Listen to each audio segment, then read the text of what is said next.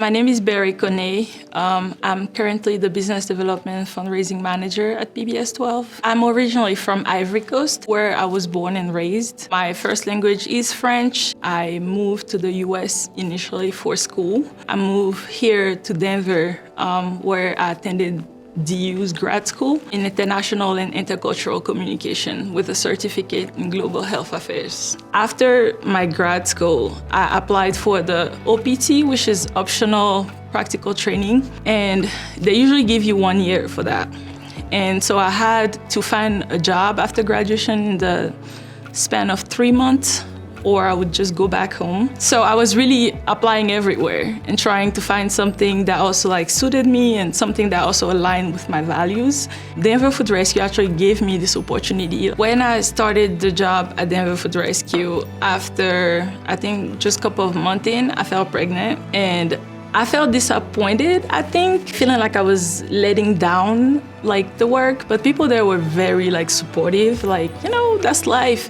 And while I was going through that, I also was applying for my green card. Everything happened there. I had a baby, then I had the green card, and I feel like things pretty much just happened naturally. So right now, he takes care of the baby while I go to work. I am currently the breadwinner, I would say, for my family. He decided to put his career in the back burner and stay with the baby while I can focus on my career. Recently, I've been integrating the Colorado Women's Chamber of Commerce. I'm currently doing the leadership lab, and I also moved into the second round of the interviews to be part of their boards. And I feel like those are the opportunities, that I see to create that community around myself a little bit. Being around other women in the workforce and, having the advice, being in the community in that way. I feel like that's what I've strived for right now. Everything seems great, but, being here, I've seen that racism is a thing. It made it a little hard because it made me very self-conscious of who I am, what I look like. Not necessarily things that I would have to do if I was back home because, the majority of people are Black. But then there's different nuances with different ethnicities and tribe. And I feel like the way I sound too, maybe. I do have this accent. I've tried to, worked on it, but I feel like it's still there and I'm now learning to embrace it. I feel like it's part of me and it really had to be that, having that resilience, adaptability and, making sure that I stay determined regardless. But eventually, there is light at the end of the tunnel. You can make it. I've seen women make it and it was regardless of what they look like. It's really more about what you can do and your skills. That's why I've been so focused on getting my education and making sure that I had this higher education because I feel like for me, it's always been I have to prove what I'm capable of because of what I look like. I feel like there's stereotypes. Stereotypes are subconscious. People walking around having stereotypes and I can't let that stop me, but it's really about me accepting myself and realizing what I'm capable of. I know that it feels like you stand really out because you don't look like anyone else, but I feel like that's also, it's helped me embrace my uniqueness. I don't feel like any places I've worked so far here, I've, tried to push anything on me. For my hair, for example, I was really expecting to have to cut my hair, for example, to have work. Some employers would discriminate and would not hire you because of the type of hair that you have.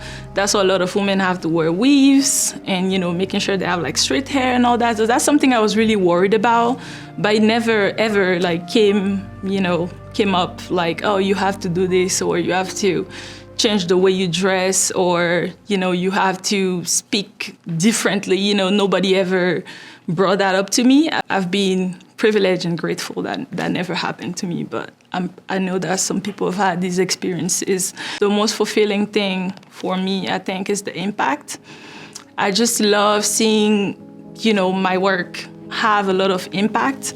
And I've had the privilege to do just that at Denver Food Rescue and here too, securing corporate partnerships and sponsorship for events. I feel like these are the things that really make me happy when I know that this funding is actually going to something that's impactful and that would help people in like, a deeper like way.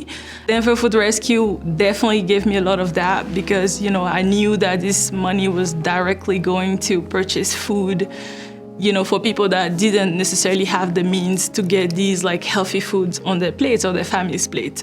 And here it's really all the impactful documentaries that we're doing, all of the stories that we're highlighting.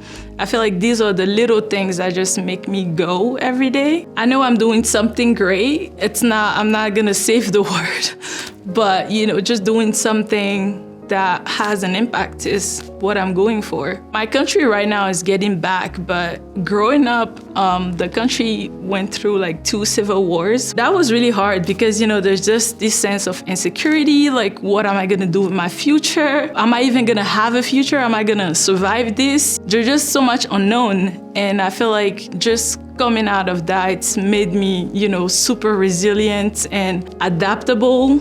And, also more determined because I'm like, if I can show the way to like my daughter or other little girls and that they can see that, oh, she's doing this. And just having this visual representation of someone that looks like you, that's doing something impactful, it's just encouraging. And that's what I want. I want to be able to do like a work that has a great impact and also motivates people to actually do better.